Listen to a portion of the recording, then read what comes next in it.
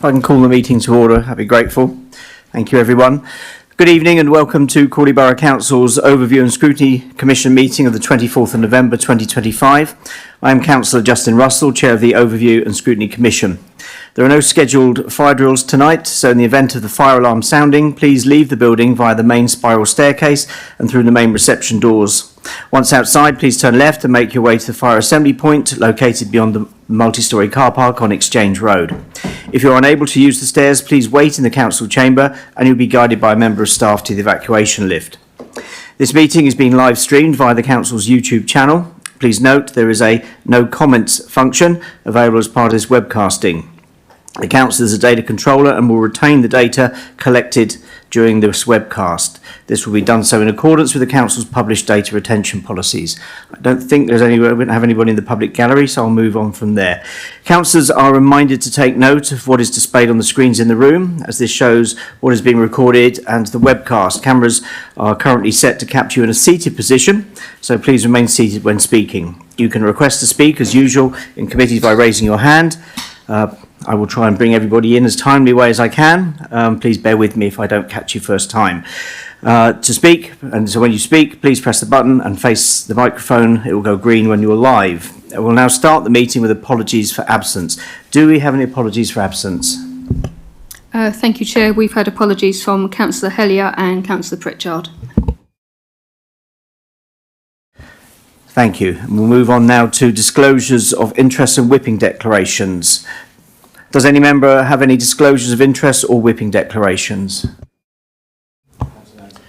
Thank you, Chair. Yes, a personal interest as a member of West Sussex County Council and Cabinet Member for Public Health and Wellbeing against Item 5, Review of Statement of Licensing Policy Gambling Act, and also Item 10, Health and Adult Social Care Scrutiny Committee. Thanks. Are there any other declarations? Now we come to the minutes of the last meeting held on the 3rd of November, which I would remind people with the caveat there were some exempt items in there. So does the Commission agree these minutes? Okay. Councillor Lunnan, is it with reference to the item B? It's on the item 8, but my discussion is not around the details, so I think it should be fine. It's just on how the minutes are recorded. Okay. So specifically, when it's my memory of the item is that one councillor supported option 1, whilst the majority of views provided. This is on page 8, item 8 of it. It says some supported option 1. Now, I think when counting votes, some would include more than one. I would think it probably should have read one or a member supported option 1, whilst the majority of views provided option 5. I don't recall more than one councillor supporting that item. I don't think we had a vote on it, but I think I would generally go with your interpretation. I don't think any other member supported option 1 Yeah. vocally, so I think recording it as a member or one member supported option 1 rather than some. As Chair, I'm happy with that, but I'm open to whatever the meeting thinks. Yeah, thank you, Chairman. I agree. I mean, quite a few members didn't speak at all, so we can't know what their thoughts were. But of those members who spoke, I agree with Councillor Lunnan. There was one in support. Yeah. Absolutely. Okay. We're all happy for that amendment? I mean, what I would say is that I did vigorously put forward the views that were expressed at the Commission, both those in the plural and the singular. Okay, thank you. So with that amendment, does the Commission agree these minutes? Are they agreed? Agreed, thank you.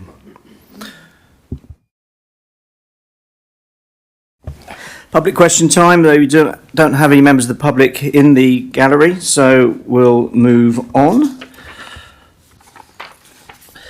So we move on to our first substantive item on the agenda. We'll now consider the review of Statement of Licensing Policy, Gambling Act report from Councillor Yasmin Khan, Cabinet Member for Public Protection, Dan Carberry, Public Protection Enforcement, and Corinne Plimpton, Plimpton, Licensing and Partnership Manager. I will pass over to you to present the report. Councillor Khan. Good evening, Chair and members. I'm here to present the revised Statement of licensing policy under the Gambling Act 2005 for the period 2026 to 2028. The purpose of this briefing is twofold. First, to outline the revised policy following statutory consultation and licensing committee review. Second, to seek your consideration and recommendation for adaptation by the full council. Background. The Gambling Act 2005 requires Crawley Borough Council as a licensing authority to review and publish its statement of licensing policy. Gambling Act 2005 every 3 years. A current policy expires on the 31st of January 2026. The revised policy will cover 1st of February 2026 to 31st of January 2029. The policy ensures that betting, gaming and lotteries within the borough promote the 3 gambling objectives of preventing gambling from being a source of crime or disorder or being used to support crime, ensuring gambling is conducted fairly and openly, protecting children and vulnerable persons from harm and exploitation. Consultation. The Council held a statutory consultation between 24th of September and 27th of October 2025 and received 3 responses from industry representatives, including the Betting and Gaming Council, as well as the Public Health Directorate, which forms part of West Sussex County Council. Key points. There are no significant changes to the overall approach. However, the proposed revision includes clarifying legal duties and operators' obligations, including the importance of local area risk assessments, strengthening the public health perspective by better defining gambling harms, considering proximity to vulnerable settings, and improving signposting to support services. These changes are highlighted in bold in the policy document. Recommendations. I ask OSC to consider the consultation feedback and officer recommendations and to approve the revised policy for Cabinet and full Council adoption. We also recommend delegating authority for future minor amendments to the Head of Community Services and the Cabinet Member for Public Protection. Next steps. Subject to approval, the policy will go to full council in December 2025. It will then be advertised and formally adopted. It will take effect from 1st of Feb 2026 for 3 years. Implications. There are no financial impacts. Fees remain statutory and the services, as far as possible, self-financing without resource to the general fund. Legally, this policy is required to provide a framework for decision-making and compliance. Equality impacts have been assessed and none are identified. Thank you. I'm happy to take any questions. Thank you. Could I say I forgot my manners as well? Thank Karine for the really, really useful pre-meet discussion that we had. And I think this actually goes through 4 layers, this particular report, doesn't it? So, Karine, do you have anything to add to the report? Good evening, Chair, members of the Commission. Nothing specific, but I'm available to answer questions through Councillor Khan if it assists any deliberations this evening. Okay, thank you. Are there any questions from members? Councillor Lunnan. Thank you, and thank you for the report and what looks like a very comprehensive consultation. The one bit on the consultation I was interested by was it looks like the police didn't respond. It looks like they were a statutory consultee, but they didn't respond. So are we to take from that, and obviously I'm putting words in your mouth here, so you can disagree with me, are we to take from that the police are happy with how we're operating gambling in the borough at the moment? Through you, Chair, and Councillor Khan, if I may. Indeed, the police are a statutory consultee. They're what we call a responsible authority under the Gambling Act 2005. They are consulted in respect of all gambling applications. What I would say is that in the main we have very few problems, particularly in relation to crime and disorder with regard to gambling premises, and no feedback is not that they're not interested, it's they have no additional observations to make. Are there any other questions or comments from councillors? Okay, none at all. As I say, we did have a good discussion in the pre-meet. So, all committee members have had the opportunity to speak, so we'll move on to the recommendation. I move that the Commission notes the report and requests that the views such as expressed during this discussion are fed back to the Cabinet through the Commission's comment sheet. Could I have a seconder, please? Thank you, Councillor Lanza. And is that agreed, everyone? agreed. Thank you. These recommendations are agreed. Good. Thank you very much. Thank you. Right. I think we missed Councillor Irvine last meeting, but he's back now. We now move on to the Crawley Homes Void Management Policy report from Councillor Irvine, Cabinet Member for Housing, Amanda Kendall, Head of Crawley Homes, and Georgia Lee, Policy and Engagement Manager. Councillor Irvine, can you please introduce the report? Yes, I'll be happy to, Chair. This is the latest in our ongoing programme to commit all our housing policies to paper to meet the requirements of the Social Housing Regulation Act of 2023, to make it clear that everybody, tenant, member of staff, councillor, knows exactly what our policy is on different aspects of Crawley Homes. First of all, for our purposes, and I hope this doesn't sound too obvious, what is a void? Obviously, a void is a council house or council property which, for whatever reason, has become vacant. And why do we need a policy? It's because it's in our interest as a housing authority to make sure that our voids are kept to a minimum so that we can house people off the waiting list as quickly as possible, and also so that we don't suffer a loss of rental income into the housing revenue account. Now, having said that we want to keep our voids to a minimum, obviously not all voids are the same. Different voids come back in different conditions. Some need more work than others because obviously they have to meet the decent home standard. So this policy sets out how we're going to proceed to do that. And Appendix A, it also sets out in writing what our lettable standards are. And that means that what any prospective tenant can expect when they're going to move into a council property. All in all, I thank Georgia very much, because she's the policy officer who wrote this policy, for writing such a comprehensive policy. And of course we also have Amanda Kendall, Head of Crawley Homes, on hand to help answer any questions. And last thing I would say is that, of course, as with anything, it's not just a policy which is set in stone. There might be things that arise from time to time which need adjusting, and there is scope within the policy for that to be done by myself in conjunction with the management of Crawley Homes. So with that, I'll be welcome any comments or questions. Okay, thank you. And again, I would thank the officers for a very helpful discussion, pre-meet discussion, and as I understand, it's an articulation essentially of existing practice in line with following our housing review. Did you have anything you wanted to add to what's been said? No, that was very comprehensive from Councillor Irvine, so thank you. Just happy to take questions. Okay, open to the meeting. Are there any questions from councillors from the floor? Councillor Lanza.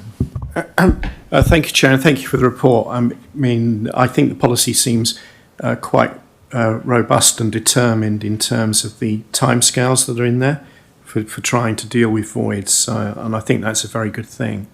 I just wonder how you feel the policy, how well you feel the policy is operating in practice in terms of minimising the number of voids, and is this the latest iteration of a particular policy, or kind of what version is it, if you could, please?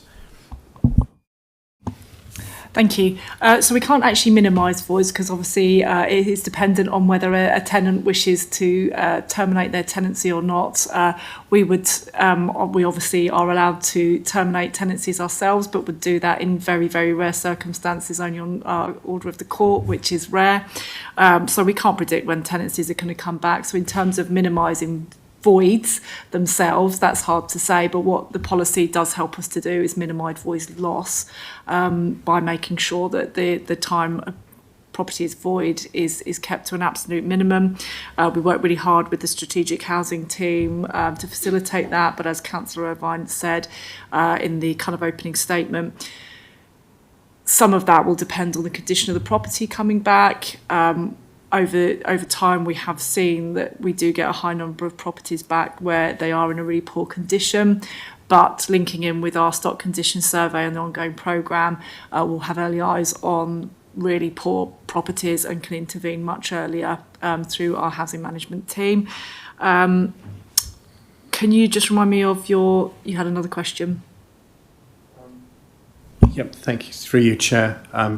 I should have said minimising the time of that a property is void, rather than minimising voids.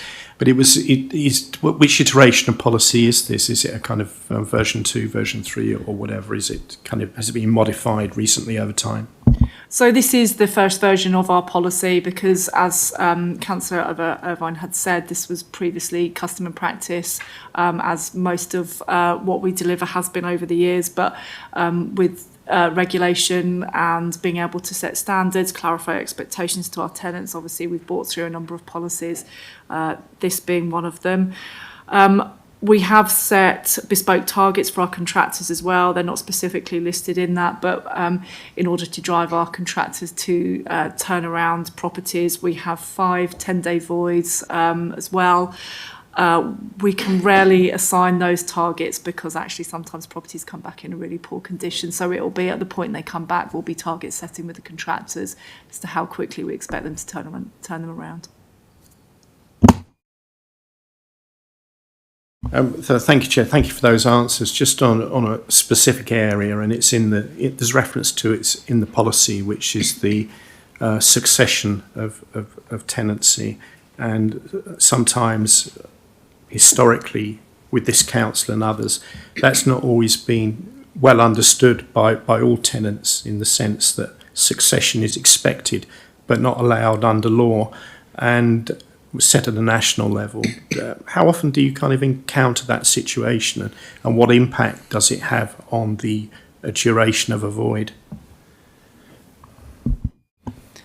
So the property won't actually become void until the tenancy has returned to us. So it will be void at the point that the tenancy's ended. So when somebody, if we are discussing a succession or non-succession, that person will still occupy the property. We won't call it rent. We will call it something different until we kind of resolve it or are able to remove that person through the court. But you'll see that if it is a close family person and the statutory succession has already been allowed, that we will work with the household member to offer a 2-year fixed term tenancy, and the purpose of that is to allow them time to find something suitable themselves, because they might not be eligible through the housing register. So the whole point of succession is that that property is not with that family for the lifetime. It can then pass on to somebody else that needs it, rather than just passing down through the family. In terms of how many, it is quite rare, to be honest. I don't have an exact number for you. I can find it and pass it to the chair to be circulated. But I would say it is quite rare from my experience. But in terms of the impact, it is difficult for families. You know, these are family homes, and often what we see, the challenge is that families are saying, but this is a family home. This is our family home. Why can't we be allowed to stay? But it's the whole point, isn't it, that actually that family member might not be eligible for the housing register. They might not be. They might have a level of income, etc., not have any specific housing needs, which means that they shouldn't bypass the housing register to get a property. As we all know, we've got a housing crisis in the borough, and we've got a high demand for social housing that's such a scarce resource. But you're absolutely right, it's set through the Housing Act. So there's one statutory succession to secure tenancies, and once that's taken place, then as a landlord we can offer discretion, and obviously ours is that where it's a close family member, we'll give that 2-year fixed term to enable something else to happen. There's a slight difference in tenancies pre and post Localism Act in terms of who's entitled to succeed as well, but again that's all set out in legislation. And we also have our tenancy policy that sits behind this, kind of supporting who gets succession and not as well. All good. Okay, thank you. And then we actually had that discussion, I think, pretty much at the pre-meet. And there was a wonderful phrase which I shared at the meeting, which you used, which is that Crawley tries to operate as a compassionate landlord, which I wanted to share. So thank you. Next. Thank you. I just want to ask, say, if who's named the tenant, who's named the houses, and they pass away, and one of their children recently put their name down on the council list about a few months ago, will they be eligible to carry on living in that house or not? So it depends, again, whether there's been a statutory succession. It depends how large the house is as well, because it might be too large for their needs. Also, they might equally not, although you're saying they put themselves on the housing register, they might not actually have significant priority. So it would entirely depend on the circumstances about whether statutory succession has already taken place, to what extent they under-occupy the property. There'd be too many variables for me to kind of comment on a specific example right now. But if you've got something that needs looking into, we can help outside this meeting. Do you have these sort of cases? Do they happen? I mean... Yep, absolutely. If there has not been a statutory succession already enabled, and let's just say there is a child who wants to succeed to the tenancy, it depends whether it's pre or post 2011 as to what the entitlement is, because like I just said, the Localism Act changed things.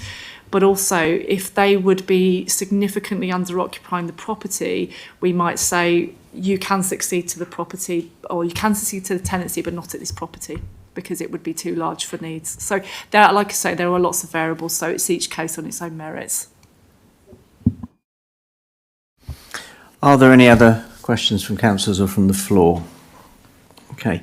All committee members have the opportunity to speak, so we'll move to the recommendation. I move that the Commission notes the report and requests that the views expressed during the debate are fed back to the Cabinet through the Commission's comment sheet. Could I have a seconder? Councillor Lunnan? And is that agreed, everybody? Agreed. Thank you. So the recommendations are agreed. Thank you very much, and thank you very much for the presentation.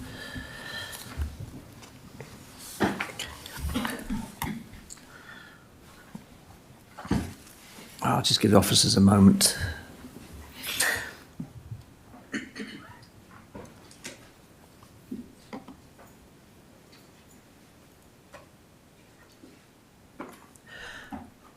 Okay, we'll now consider the Corporate Performance and Measures Report, and Councillor Noyce, as Cabinet Member for Resources, is here to present this.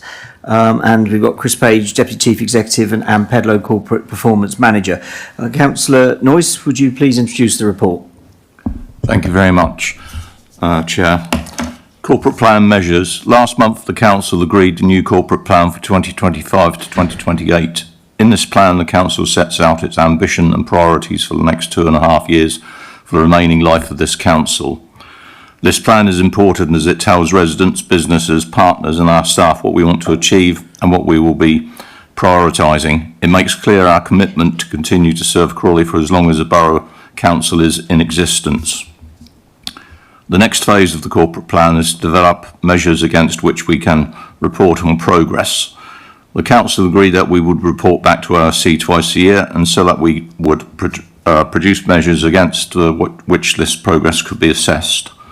This report sets out the measures which we are recommending. There are many different ways we can make measures progress, but in developing the report, officers have sought to find measures which will give members assurance about overall performance and indicate when areas are off track. We have deliberately not put in targets, but instead will publish data and details about the direction of travel, such as whether things are improving or worsening. We also intend to publish a narrative against these measures when we report back to HASC in the future, so that the Commission is able to effectively scrutinise the Council's performance. These measures underline our commitment to being open and transparent, and will give members and the public greater awareness of the work that the Council is delivering day in and day out for Crawley and its residents. Thank you very much. Are there any comments or questions, please? Chris, was there anything you wanted to add to that? No, Councillor Noyce has set that out very clearly. Okay, thank you. So I'll open it to the floor. Are there any councillors with any questions, comments or observations they'd like to make? Councillor Lanza? Thank you, Chair. Do I have it right that this is a half-yearly update that we're going to get? Is that right? Yeah, that's the intention. It is, yeah. I just wondered about that frequency. I just think, thinking that we're running until April 2028, then that frequency seems a little light to me in terms of pursuing transparency and really seeing direction of travel. I would have thought quarterly, or would that be too onerous for officers to report that data? I mean, presumably even for the 6-monthly reporting, you have to put effort into collating the data and preparing it. Yeah, I just would have thought quarterly would be more appropriate. I mean, otherwise we're not going to get many insights on this committee between now and April 2028, are we? Thank you, Chair. Thank you, Councillor Lanza. So the frequency with which we're planning on reporting back was set out in the plan that went to full council already. So that was agreed in the previous report. I mean, if members wanted to change that, that could be a recommendation that members make. I suppose from an officer's point of view, as you suggest, it's quite an industry to produce all of that data. And what we wanted to do was ensure that we are giving you as fuller an account as possible, but doing it at a frequency that meant that it was realistic in terms of what we could produce and have that conversation. So we went for, I mean, we toyed with doing it annually and thought that wasn't frequently enough, so went for 6 monthly to give members more. But yes, I mean, more than that, everything is possible, but more than that is it just becomes quite an industry for officers to be churning data through to come to the committee, and I'm not sure you would necessarily then get the quality that you needed. Also, some of the indicators are things that don't report that frequently, so some of it is stuff that it's annual anyway, or it's 6 monthly, and so we wouldn't want to be producing data where there was lots of gaps as well for members. So we opted for 6 months, but you know, members may have a different view. Councillor Lanza, did you have a response? Yeah, thank you, Chair. I mean, in another place at the County Council, of course, we have a quarterly performance and resources report. I mean, if one wanted to compromise, you could even say termly, by which I mean one every 4 months, which is slightly different. I just think it's quite a long while for us to see any adverse direction of travel or exceptionally good direction of travel and comment upon it if we're waiting 6 months to see it. Are there any other thoughts or observations from councillors? Councillor Lunnan? I mean, I do understand where Councillor Lunnan is coming from, but at the same time, I also think, especially considering the length of time of the council's life remaining, we don't want to create a whole department effectively just churning through reports, and we've only got so many OSC meetings before we terminate, so don't want to clog them up with all these reports. What I did think, though, was that what we haven't said here is when we're going to start the 6 monthly reports. Now, one might reasonably suggest we're going to start those in 6 months, but to Councillor Lanza's question, unless we have the stats from now, in 6 months' time we'll be presented with a report and we'll have nothing to compare it against, so we won't necessarily know if we're travelling in the right direction. So rather than increase the frequency of the reports, I was wondering whether we could just at least, the council should make all measures to try and gather the stats here as of today, so that when we get the first report in 6 months we can at least see that we're moving in the right direction. Although it's going to take a year until we understand whether we are moving in the right direction or not. Otherwise, I mean, just to say, you know, I think it's all very good, and I think it is good that we're doing this and that this will be publicly available for people to see that we are hopefully delivering against our objectives. Obviously, that's the intent here, but also it'll give us a chance to challenge where those opportunities aren't being met necessarily. So that would be my recommendation, is more that we get a commitment that we'll take a sort of a state of the nation now and then compare that in 6 months, so we can actually see where the progress is being made. Otherwise, effectively, we're not measuring it for a year. Did we have a response from one of the officers there? What we did do in the corporate plan is where we've said we'll come back every 6 months, it's effectively looking at Q3 and Q4 at the June meeting. So we've sort of based it on the fact that the corporate plan is live from November, because it was agreed the end of October. So it's it's because we're sort of starting part way through sort of a financial year. Effectively, we'll be collecting measures to start from Q3, which obviously ends next month.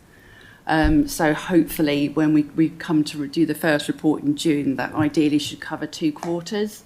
So we can start to see between Q3 and Q4 what that's telling us. And then again, when we come back in November with which will sort of cover Q1 and 2, but also supplemented by an annual report as well, because some of these measures might be quite new as well. So we need to sort of formulate a baseline in terms of how we're doing on some of that information as well. So it's trying to sort of get us into sort of a rhythm to get some of that information so we can sort of try and do our best to track that as well. I don't know if that helps. Yeah, thank you. I mean, absolutely, as Anna says, but just I think on your point, Councillor Lunnan, I think the purpose for that and the purpose that for doing that is to exactly do what you're wanting, which is what we don't want to do is to come back in 6 months' time and for that to be the baseline. We're actually going to be gathering that data now, so that work's going on in the officer space now to try and make sure that we have a kind of really robust sort of data to go into the public reporting process. So yes, I suppose the first time we publish will be the first time we publish, but in that we'll be wanting to say within the data, you know, setting out in against each measure, is a high number a good thing or a bad thing? If we have historic data, we'd want to report on that. So say, you know, it's currently a sort of highish number. Looking back at the data we have, it's gone up or down. So we'll try and provide that narrative early on. So you're not starting from a complete standing point. But as Anna says, you know, each of these measures will be slightly different, and some of them are new measures we've not collected before. So it might be a little bit piecemeal at the beginning. But that's partly why we want to get into as Anna says, get into that rhythm early on, so that you're not coming in with something completely fresh. Councillor Lunnan. Thank you for all those explanations. I guess then the follow-up to that is where you are collecting data quarter by quarter, certainly in the first reports, could maybe that be presented on a quarterly basis? Rather, so I'm not saying to report more frequency, but I'm saying when we get the first report in, I've forgotten when it was, have it broken down where appropriate for quarter and quarter, so we can see in Q3 you were, you know, doing brilliantly, in Q4 you're doing even better, no doubt. But yeah, so we still get some element of direction of travel, and of course some of it, like, I mean, some of these, like visits to K2 and Hawth and say to Tilgate Zoo, I strongly suspect that our Tilgate Zoo visits are going to be slightly seasonal in their success. So we're going to need to build up, I mean, we're not going to have time to probably build up a proper idea for good or bad over that period of time, but I'll take the point. So yeah, thank you. Yes, absolutely. I mean, our intention is to do exactly that. So when we report, although we're reporting 6 monthly, we'll report, as Anna said, 2 quarters at once. But as 2 quarters, we're not planning on combining them. But although, you know, the caveat with that is that some of those will be data that isn't able to collect every month. So something like visits to Tilgate Zoo, we will get monthly and will then combine over a quarter. But others, it might be less frequent. Okay, Councillor Lanza. Thank you, Chair. Yeah, I mean, that sounds fine to me. We'll stick with the same frequency, but we'll have the ability to see trends across quarters despite the 6-monthly frequency is what I think I might have heard. Yeah. That was my understanding as well. And the first report we get in June will have essentially right now as the baseline with benchmarks on the way through where appropriate. So, okay. Okay, are there any other questions or observations from councillors from the floor? So all committee members have had the opportunity to speak, so we'll move to the recommendations. I think we have got some points that I'll be taking to Cabinet here. I move that the Commission notes the report and requests that the views expressed during the debate are fed back to the Cabinet through the Commission sheet. And as I say, there's the things that I'll be taking forward, obviously. Could I have a seconder? Councillor Lanza? Is that agreed? Agreed, thank you. So the recommendation is agreed. Thank you very much. Thank you. Okay. Just take a moment of movement.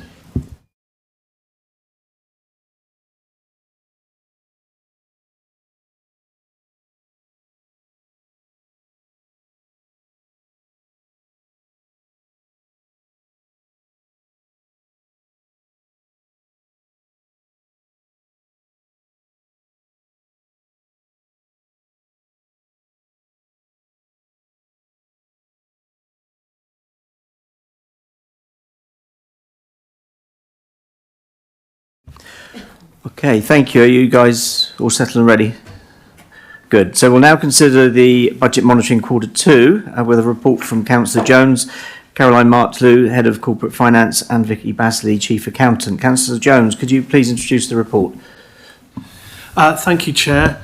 The report sets out the Council's projected revenue and capital outturns for the year ending the 31st of March 2026, as forecast at the end of Quarter 2.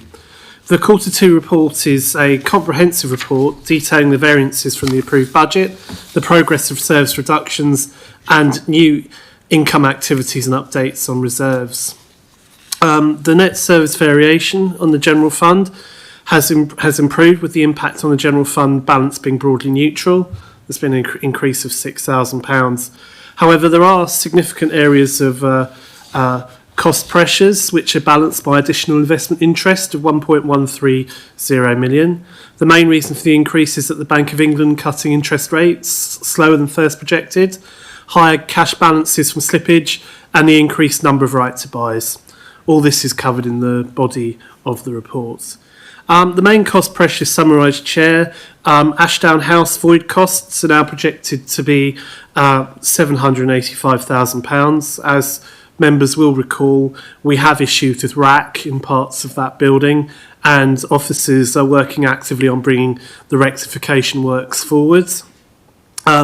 This will not only be good for economic development when we can get the building occupied, as it will provide much needed further office space in the town centre, but OSC members were very supportive when this was scrutinised by them previously. We don't want to understate the issue, but there is some confidence that by the time of the Quarter 3 update, we should be in a clearer position on this to move forward. Our temporary accommodation overspend, Chair, is currently projected at £484,000. However, this is expected to be offset by grants. We have another £185,000, which is unmet vacancy allowance, which basically means that, Chair, that we have a general assumption that over the year that a certain proportion of staff members will come and go, and there'll be a gap in the meantime before they're replaced. Now that hasn't actually met expectations this year. So whilst it is extremely good news for the staff, for the council, that staff are choosing to stay despite local government reorganisation creating a great deal of uncertainty, this is adding some cost pressures to the council. And the vacancy allowance is being reviewed as part of the budget setting process for 26-27, because we need this to remain a realistic estimate going forward. Looking at the parades, if I don't mention it, no doubt there will be members who will. There were 4 parade properties that were vacant for longer than usual and incurred increased void costs and repairs to put back into serviceable condition. These properties are now under offer, I'm pleased to say. For the most part, there were very good reasons for the properties being empty, and some required, one in particular required very extensive works being done on them before we could offer them to another business. I feel sure, Chair, that the assets team will be more than happy to go into the finer detail with any member offline on the individual granular detail on any of these properties, but I am satisfied, having looked into it, that the general issues have been resolved and hopefully there'll be no such gaps in future. I would point out, I think it should be noted, however, Chair, that the amount of overspend or lost income to the council is still a very small proportion of the overall income that the council gets in revenue from our neighbourhood parades. Now, that doesn't mean that we shouldn't be trying to get all of it, but I can assure members of the Commission that I've discussed this, and I'm sure that the council is on top of it. Savings monitoring, as members will have seen, there is a section in the report on this. The council is making good progress against its saving targets, which is broadly on target. As summarised in the report, the achievement for savings this year is currently forecast at £803,000. This will increase when savings time for later in the year take effect. Members will be aware that the budget contains a contingency budget to allow for upfront costs to some of the proposals and the timing for implementation of others. The full year effect is anticipated to be 1.461 million against the council's target of 1.732 million, with the balance picked up as part of the budget process. I certainly feel that overall this has been a successful exercise, and where some savings have not been fully realised, often this was for very good reasons, such as because there were sensitive issues at stake, such as job posts, and it was important to get the internal consultations and processes right when it came to that. Moving to the housing revenue accounts, there is a forecast overspend of £1.076 million, and this is mainly due to urgent repair works identified during the stock condition survey, which is obviously, as members will know, is the extensive survey that's going across our entire estate, and as one might expect, it is picking up here and there issues that we feel as a responsible social landlord we have to get resolved in as fair and fair as way as possible. Now, this overspend's been partly offset by additional investment income, which is the HRA share, which amounts to 214,000. Again, I think this overspend underlines our commitment to ensuring our council tenants get the best possible service, and that repairs and maintenance are taken seriously where we become aware of them. I certainly think this is reflected in the successful C2 rating that the council got from the regulator for social housing's inspection. And clearly another thing that's happened recently is we've had the HRA projections for the 30-year plan, and I think that we can be confident that we can continue and the HRAs remains in a prudent and stable position. Addressing the capital programme, the council has an ambitious capital programme with a budget of 96.47 million. Whilst it is projected that 66.84 million will be spent this year, some £29 million will slip into future years. Most of the slippage is due to delays in housing schemes and the acquisitions programme, which is subject to suitable properties coming on the market, and this is all detailed in the report. I would also add, Chair, that while water neutrality is no longer a restriction, it casts a long shadow. And this cannot be dismissed for the impact it has had on much of that slippage this year. Right to buy, the number of sales completing continues at a steady pace, with a further 30 in Q2. In terms of our reserves, the council continues to monitor reserves closely. The general fund balance at 4.183 million remains above the recommended minimum balance of £3 million, and members will notice that this is recovered towards the levels that the officers projected we would have at the very beginning of the year, due to those better than anticipated investment returns. The HRA working balance also remains at its recommended minimum balance of £5 million. The increase in right to buy receipts has boosted capital receipts. The council will continue to manage its reserves and ensure that they are used in the most efficient way when financing spend. Finally, Chair, I would like to finish on two very positive notes which address the recommendations at the beginning of the report. As part of this report at Cabinet on Wednesday, Cabinet members will be agreeing a significant investment in making Goffs Park even more accessible and welcoming for everyone. As one of our Green Flag award-winning parks, Goffs Park's already a treasured place for relaxation, play and connection with the natural gardens within it. And with this additional capital investment of £26,000, this winter 3 key pathways will be upgraded to create smoother, safer routes, linking the upper car park to the park's main facilities and weaving through the beautiful wooded area to the pitch and park. These improvements will make it easier for families with pushchairs, wheelchair users and visitors of all ages to enjoy the park year-round, rain or shine. This is part of our ongoing commitment to raise standards at Goffs Park even higher, and will be a significant boost to this park for all of its users, and it will increase accessibility quite considerably. I have a great deal of pleasure in seeing it becoming a reality. In addition, Cabinet will be asked to approve the grant funding for Wave 3 of the Government's Housing Decarbonisation Fund of 5.735 million to begin work on the next phase of providing warmer, more sustainable homes. And while this will help towards our net zero targets, I think we need to remember that net zero is the outcome, it is not the product.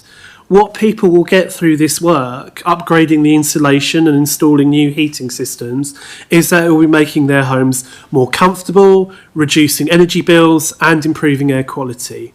Healthier, wealthier and safer all round.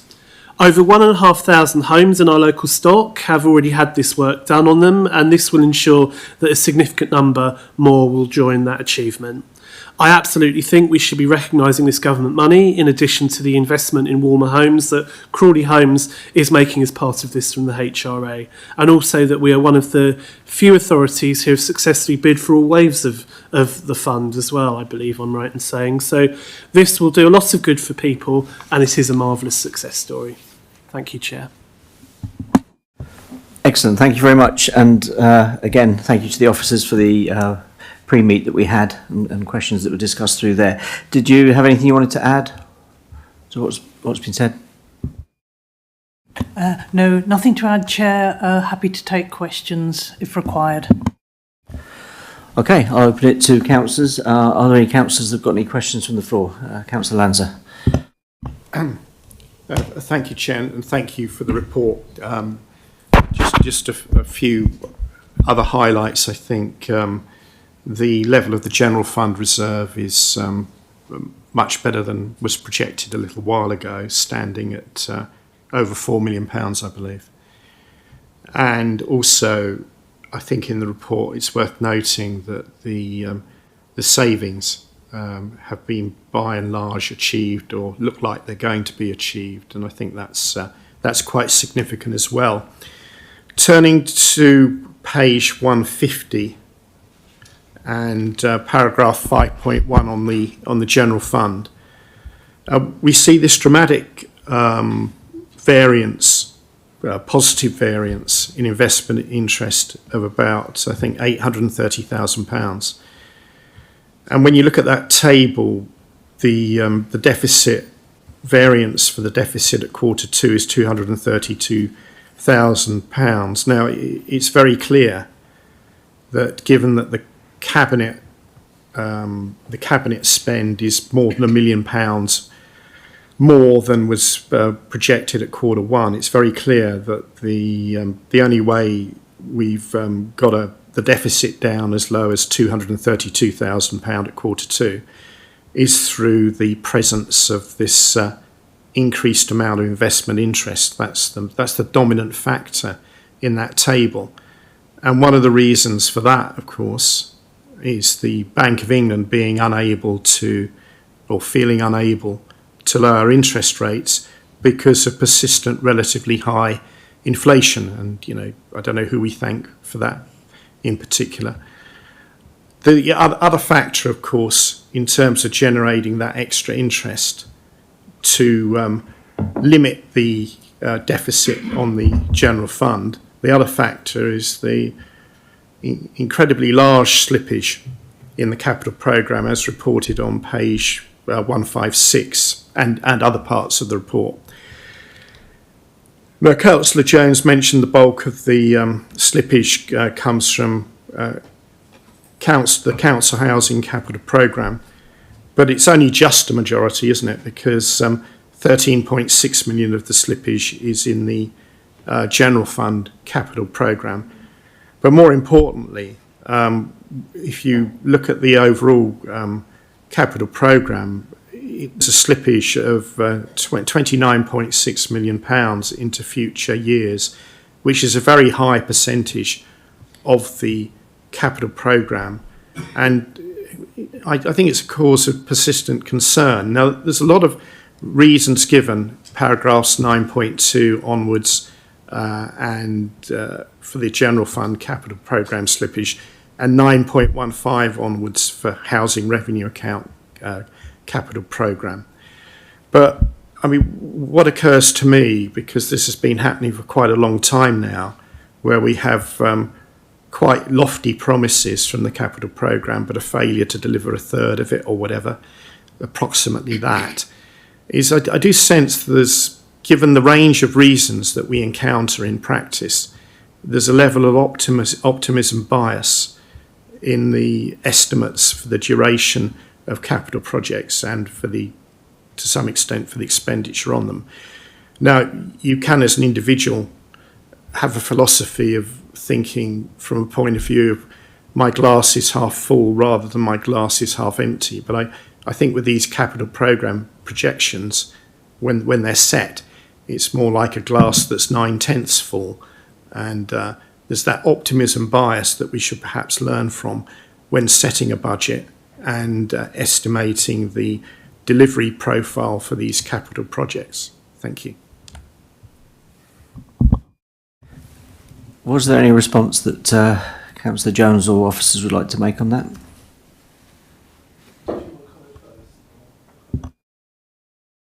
Well, okay, thank you, Chair. As I said, the 4.1 million in the general fund reserve, can be attributed to the improvement improvements bringing us back up to that sort of level.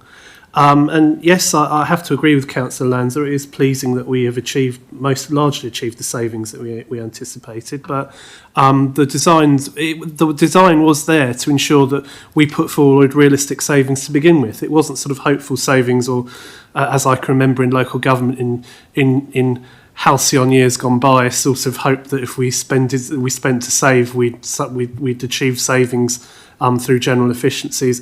This was all given a great deal of thought, and we really did deliver what was a workable programme of savings that we could have been confident from the beginning we would make savings on. I think it's important to say, particularly when it comes to the outturn, that the majority of the adverse spend is on one particular area, which is Ashdown House, which was always an unexpected situation for the council to have to deal with. But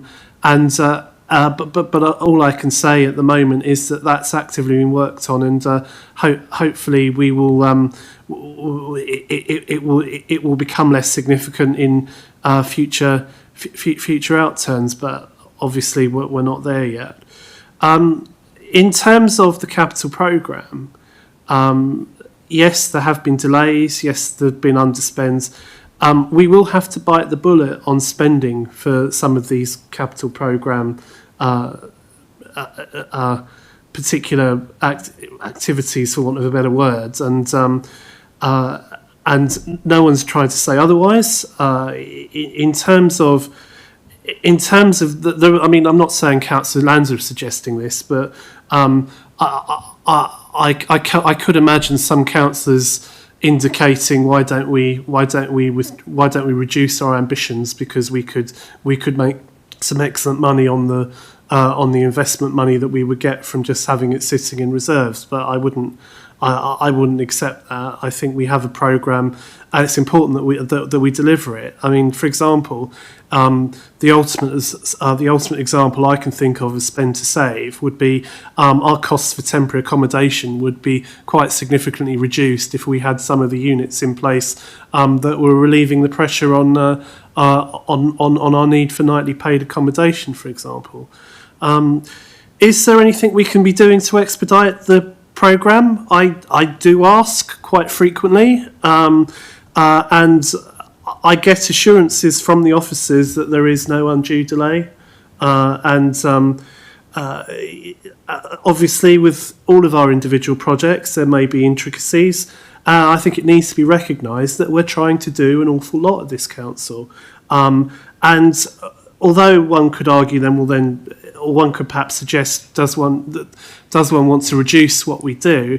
Actually, I would say for the most part, our projects are now moving forward in almost without exception, and I think that what's likely to happen is that a lot more are going to come through round about the same time, I would say, and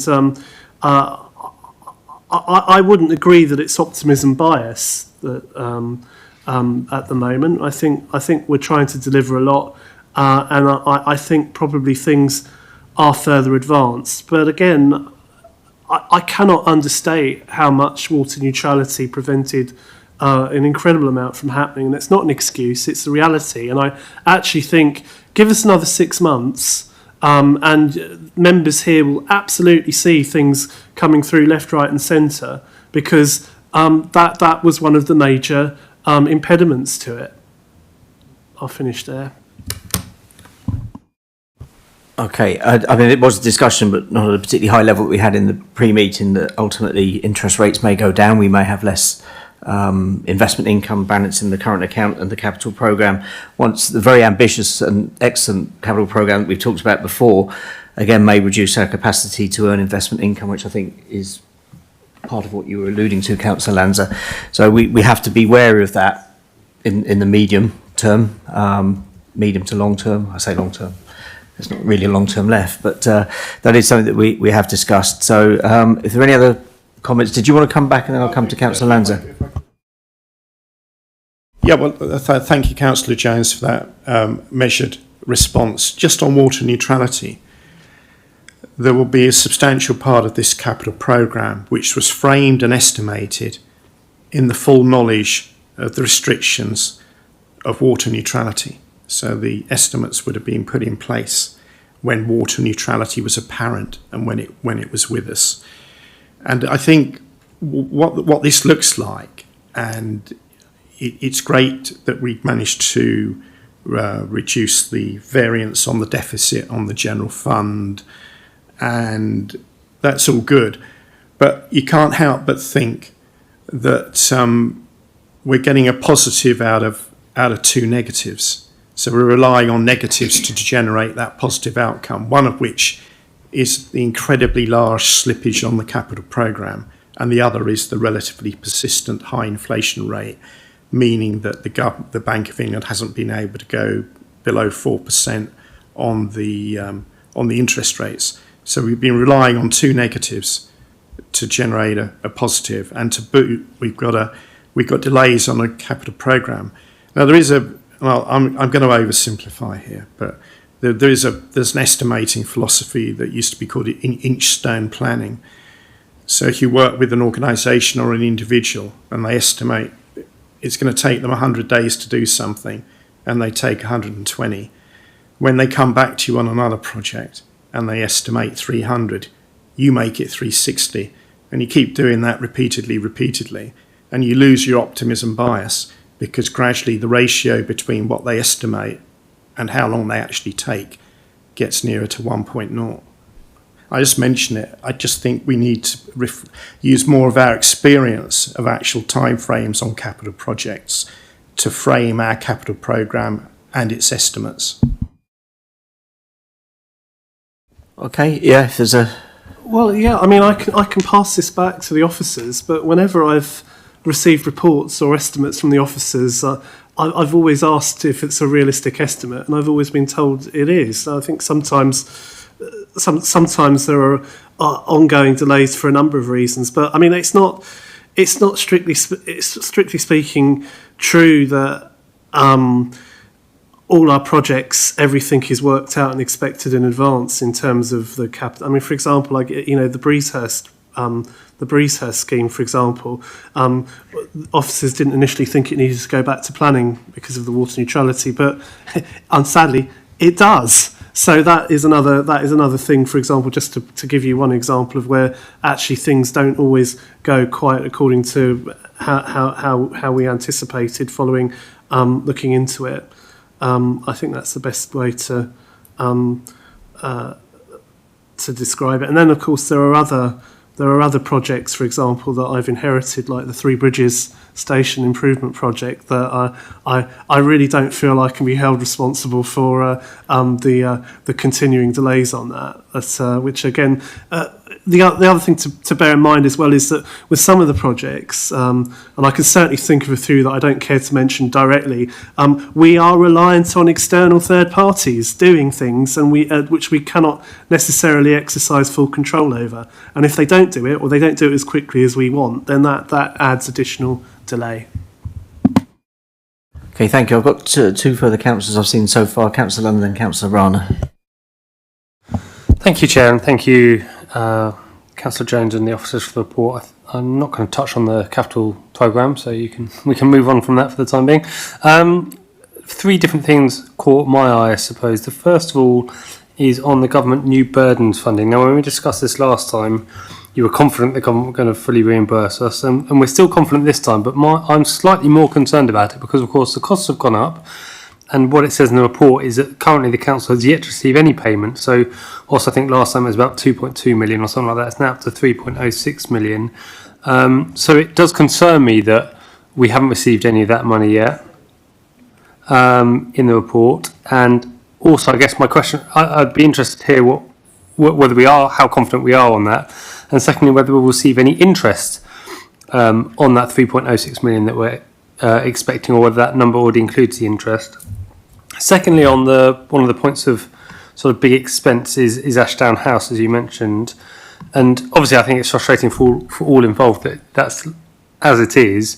I guess my question would be, do we have any other investment properties that might be at risk of this scenario, and have we taken steps to look into it to try and understand what risks we might be exposed to with those? And thirdly, I was delighted to hear, because I live very close by, about Councillor Jones's announcement for Goffs Park. I think, obviously, those sound amazing. I'm always going to be the what next question. There is a path along it's a public right-of-way along the line of the railway line, which is quite narrow for cyclists and pedestrians to occupy at the same time. Are there any plans for that path to get some improvements? I don't think it was included in the announcements you made. Thank you. I'll allow Councillor Jones and officers to respond. Thank you, Chair. Yes, just to give an update, with the new burdens funding, we have received some of the money that we were owed from the Home Office. It's not the entire amount, and we certainly didn't get any interest on it that I'm aware of. But there is still some discussion on the balance, although it's not a significant balance. What we haven't had yet is confirmation on the ongoing the ongoing from April this year new burdens funding. The money that we have received from the Home Office is quite recent, Councillor Lunnan. So I've not been keeping that a secret deliberately. It's not been with us for a significant amount of time, but it is obviously very satisfying to now have received it, because obviously we were working on the assumption we were going to get it. In terms of the Ashdown House, I think one of the issues we have is that I think I'm not aware of any other buildings that's got significant issues of disrepair that would cause it to sort of create either this level of potential liability for the council, or indeed that we'd be losing income on the basis of it. I suppose I should just need to recognise that the Create building is still not fully occupied yet, and that would be the other sort of major factor here. But I mean, I think the issue is when the council got involved in becoming a commercial landlord, inevitably there's always an element of risk and speculation in terms of if we provide something, if it's taken up. Now, obviously, this council did make an attempt, and to a large extent has been successful. But obviously, we still have some vacant floors. But again, in terms of our position, if we suddenly got a major tenant in, that would be an absolute, that would transform the situation, and then everyone would be saying how farsighted we were that we did it. And And of course, back when we first did this, no one could have foreseen, except with the benefit of hindsight, that COVID was going to entirely change the office rental market. But it's not a hopeless situation by any means. There is renewed and continued interest in the Create building, and I always remain optimistic that I'll be able to make a more of a substantial announcement in the future. Near, I hope, but not ready yet. In terms of the bridle way, actually, it's a good point, but there are no current plans to look at this, Councillor Lunnan, and it hasn't been mentioned at the Goss Park Working Group, to my knowledge. But if you would, I'm sure that we can make a note of this, and it can be raised for discussion. Because it's a bridle way, I'm not sure if it's technically the county's responsibility rather than the borough councils, but we can look into that and see what would be a fair division in terms of expenditure on that. Thank you. Is that okay? Okay. Councillor Rana? Thank you, Chair. This is for Councillor Jones. I'm very pleased to hear about Goss Park improvement. I think it's a very lovely place, and I'm sure the improvement will make it even better. But the pond, or you could say the small lake around it, is a bit neglected though. That area, I think, it doesn't attract much people there because people usually go and throw breads for the ducks, so I usually go there sometimes. And once you go down the slope a bit, like there's another area where you can actually go down. That's slippery when it rains. It's slippery, and it's easily, in the rain, you can actually slip over and hurt yourself, because I've really slipped a few times. So, maybe if that area is kind of made it more beautiful, maybe lovely trees around, maybe flowers, made it look pretty, then it attracts more people around it. I think that should be very nice, and it could be a good point actually for people to go and visit more often. Thank you. Okay. Thank you, Councillor Jones.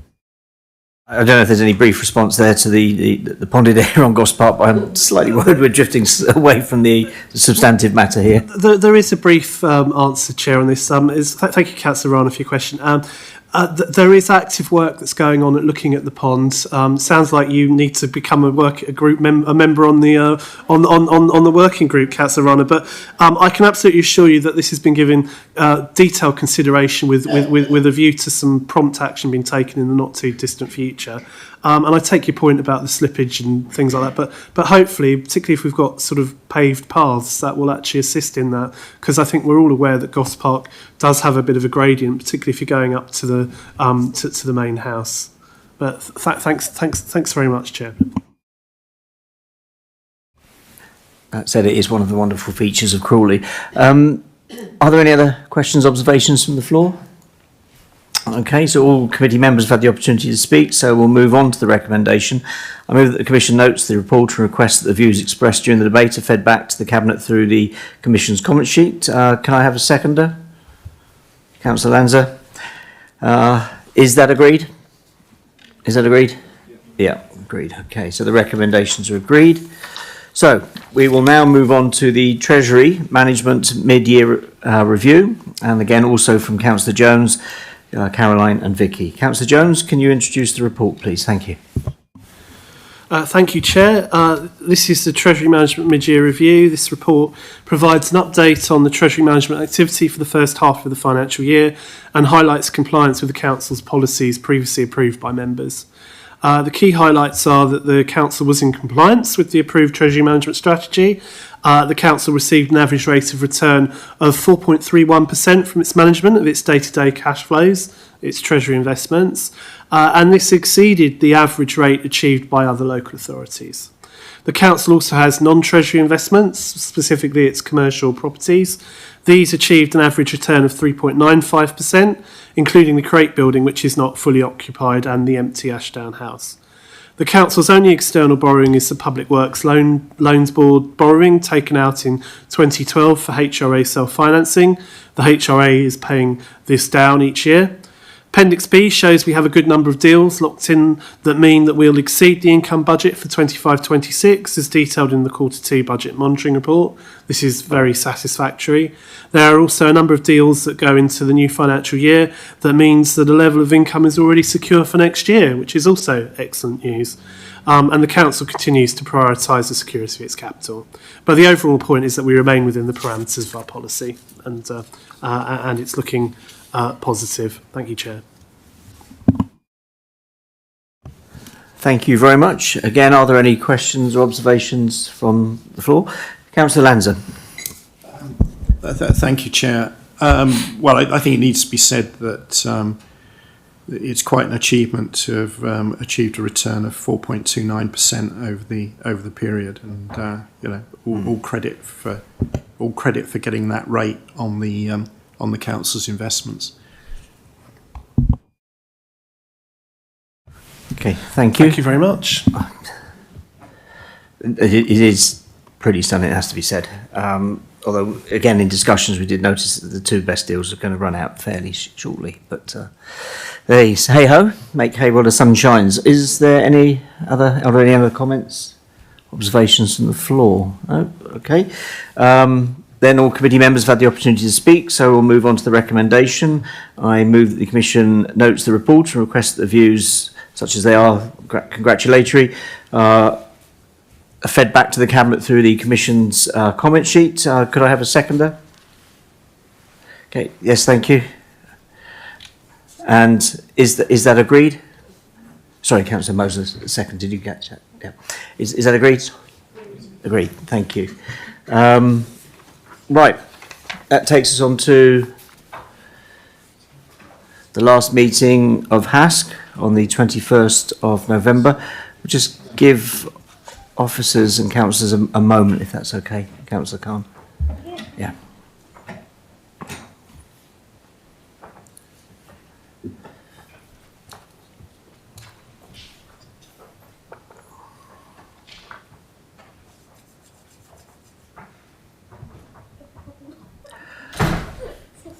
Okay, Councillor Khan, can you... You good? Yeah, sorry. Okay, no worries. Please provide the OSC with an update. Thank you. Yes, I will provide the update. It was a bit of a long meeting last time. It was basically all morning and most of the afternoon, so I do have a few things to say. But I hopefully you're getting confirmation from Councillor Lanza. Yes, so it was a very long meeting, and so I do have a few things to say. But I will try, as usual, I will try to get through this as quickly as possible. The first item that is of worthy to note, and it was actually a very long discussion, was the call-in by Councillor Oxlade. This was a Councillor Oxlade and some. So this was a call-in about the future of New Tyne, the social care home. So there were proposals to end the services that were being provided there. So this was challenged by a petition, and this petition was brought forward by Councillor Oxlade and also supported by Dan Martin of Unison. So this petition called for the reversal of the proposals to end the services at New Tyne, and there was a lot of passionate speeches and debate about this. And the petition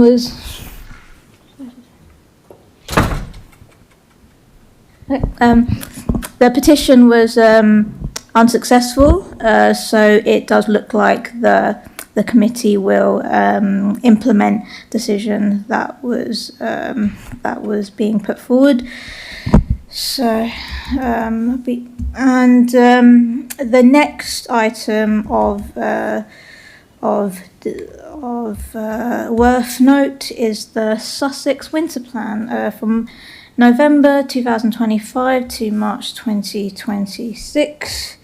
So the approach to Windsor in Sussex builds on learning from previous years and identified risks to ensure robust framework for system oversight to focus on key actions and all system partners are taking to deliver continue the services. So the winter plan is based on 4 pillars. So the 4 pillars are acute and hospice care, primary and community care, and pillar 3 is the sound clinical and operational management, and pillar 4 is oversight and governance explanation. So those are the so that's that one. And then the next one is the performance and resources report. So I just lost my place in my notes there. Sorry. Okay. So of the 7 performance of the 7 performance measures, 50% are reporting as green, 14% are as amber, and 29% as red. The number of red rated key performance indicators has decreased since the last quarter, and as at the end of September, the adult services portfolio is projecting a 12 million overspend, representing 4.1% of the overall budget. And then the next item that is of worth is the update on the council plan, medium-term financial strategy, and the preparations for 2026-2027. So let me just get my notes up for that. So during November 2025, all scrutiny committees have the opportunity to review the budget proposals which support the council plan. This includes consideration of the pressures faced by services and services plans to manage all those on how to deliver a balanced budget. So the committee was asked. So the committee was asked to scrutinise the budget proposals in contents of the council plan. So the key lines of inquiry for scrutiny include to consider to test out the information about service pressure and the plans to address them, to examine the saving proposals and understand any potential impact, to establish whether any other option has been or could be considered to deliver a balanced budget, and how any public engagement feedback will inform budget plans. And the next item of worth to note was the Care Quality Commission Assurance Outcome and Adult Social Care Continuous Improvement. So the committee was asked to consider the outcome of the CQC assurance process and the next steps and focus on adult services continuous improvement journey. So the key lines of inquiry for this one include how well the improvement programme has supported the delivery of the adult social care strategy management and management of challenges facing the service, how lessons have been learned from the programme and how these will be taken forward, and the next steps in ongoing GCQ assurance and how national initiatives will impact on future adult social care service provision, and whether the scrutiny of continuous improvement for adult social care can be met through future quality performance monitoring, or if any additional scrutiny will add value. So that's my report from the last meeting, a bit longer than usual. So I do also want to mention one thing. At the last OSC meeting, which I delivered a report, I was asked by Councillor Lunnan about the possibility of discussing the reduced hours at our Crawley walking clinic. I am in conversation with with Councillor Cooper, who's the chair of HASC. I have sent a few emails over, and she has replied asking for more detail and information. So that discussion is ongoing. So I am hoping it is possible, but please watch this space, and I will see what I can do. Thank you. Okay, excellent. Thank you very much. Are there any questions from councillors? I have one very brief one, if nobody else does. You mentioned about the petition that was presented by Councillor Oxlade and the Unite petition. Could you just explain with what reference that was to? I think you mentioned something about a care home. Yes. Sorry, yeah. Let me just go back to my notes, and I will actually explain it in detail. Just give me 2 seconds. Right. Right. So this petition was basically trying to was against the proposals relating to the withdrawal of services of the Newtide residential home in Worthing, and this decision was taken by the cabinet member, which was approved to end direct provision of residential services at this care home. So the petition was to try to reverse that decision of ending direct services from the care home. So it was the last remaining care home provided by West Sussex, is that correct? Yeah. So essentially now all care provision is through the private sector? Essentially, yeah. I was against this decision. I supported the petition. I was allowed to speak at the meeting, even though I was only a co-opt member, and I was against this decision, and I spoke in support of the petition. So I am very concerned about this. I have spoken to other members of the HASC committee, and yes, I am very concerned about this. As am I. Okay, are there any other comments or observations?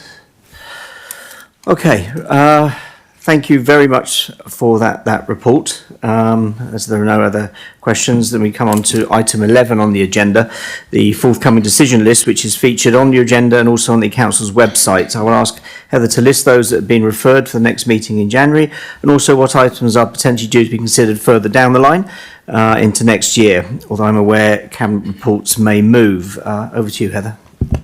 Lovely. Thank you, Chair.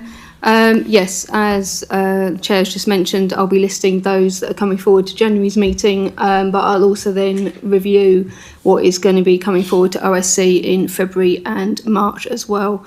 Also, just taking on the point that reports do move off and do defer off the forthcoming decision list. So firstly, the OSC meeting in January is already going to be quite busy, as the Commission is due to receive the following.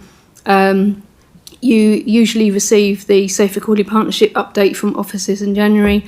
That is scheduled in for your first meeting in January. Sussex Police, West Sussex County Council, Probation Service and West Sussex Fire and Rescue have also been invited to attend that meeting as well. There will also be the Cabinet Member discussion with the Cabinet Member for Public Protection as Chair of the Safer Crawley Partnership. And the Commission is also due to receive its update on the Climate Change Action Plan at the same meeting. The OSC receives this annually, and that is scheduled for January. There are also currently 3 reports due to Cabinet on the 14th of January, which are the General Enforcement Policy, Crawley Growth Deal Refresh, and Disposal of General Fund Area of Land to Raise a Capital Receipt, which is an exempt report. So before I move on to February and March, along with the 2 presentations and the Cabinet Member discussion, does the OSC wish to refer any of those 3 reports I've just mentioned? So over to the meeting. We've got Councillor Lunnan. Yes.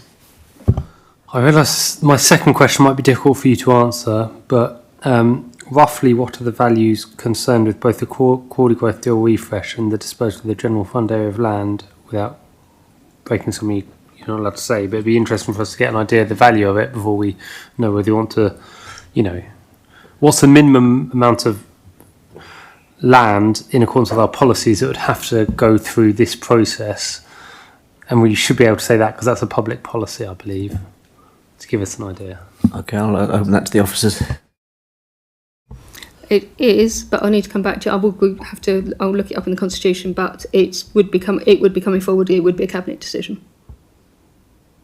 Hence why it's on the forward plan, FDN list. I mean, I'm inclined to say both items, if they're of significant value, then I know it's a long meeting, but there's going to be a long meeting tonight. It's not that bad.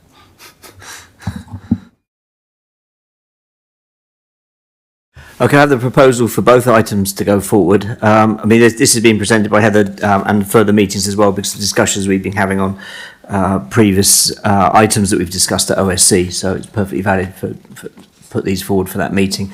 Are there any other views or thoughts from the floor? Well, we have that proposal. What's the views of the meeting? Would we like those there in front of us? Yeah. Okay. Okay, thank you. Okay, so that we move on from that to the next meetings. Okay, so thank you. So with regards to items for other meetings, not surprisingly, the February meeting is going to be budget and council tax. So when we come to February, the Commission is due to receive budget monitoring Q3, the budget and council tax report, capital strategy and Treasury management strategy. So that's those four reports. The Commission have already referred those four. And just for information for March, and this is purely dependent on timescales, you may remember this from a previous meeting, when the Chief Exec did his update. The Commission is due to consider the corporate peer review update, and that is purely depending on timing and when feedback is received. And we are also due to receive a remembrance review report on the work currently being undertaken throughout the town on remembrance and work with military partnership organisations. So there obviously will be other reports coming through to Cabinet which have not been referred yet, but we can update those at other OSC meetings. And obviously please check the forthcoming decision list when you get an email to say they've been published. Okay, thank you, Chair. Okay, are there any questions, observations? Councillor Lunnan? Have we got a programme for all Cabinet members to come before OSC? I'm trying to think. I'm not sure we've had all of them yet. Sorry. Cabinet member discussions usually fit in. You won't get all Cabinet members throughout the year. We tend to fit them in when the agenda is lighter. So, for example, we had in early November, we had a Cabinet member discussion with Cabinet member of resources because we had the transformation plan, so they tend to link with their items. We will have Cabinet member for public protection when we have the Safer Crawley partnership in January, but we would tend to avoid having a Cabinet member discussion if you have an agenda of 6-7 items going forward to Cabinet. Can I just suggest maybe we get, I think we've got one new Cabinet member this year, so maybe getting them in for some scrutiny would be helpful for them.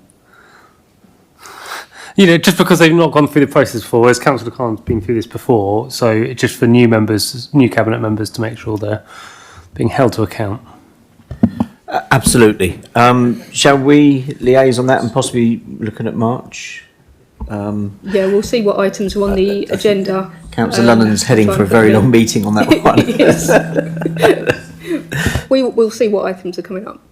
Or we could have two in January. We'll see. We will have a look. We are conscious the Commission is not going to receive all Cabinet members throughout the year, but yes, we would like to at least invite those who have not been regularly, or any new Cabinet members, at least instill some bedding in time, shall we say. But yes, no, it's on board.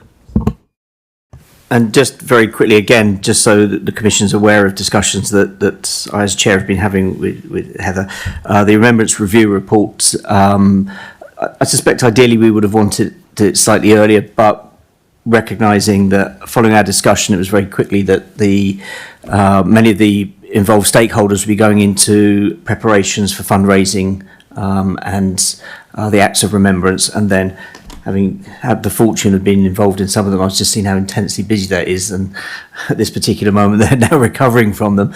And I know the officer writing the report wants to speak to all those stakeholders directly and have their input prior to providing it. So that accounts for why it may not come to us until March.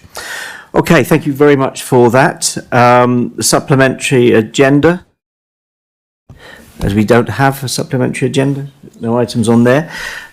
So thank you. There is no supplementary agenda, and that means with this, the business of the Overview and Scrutiny Commission on the 24th of November is concluded, and the meeting is now concluded at 20:31. Thank you all very much. Thank you for your input. And we'll wait for the YouTube to be turned off.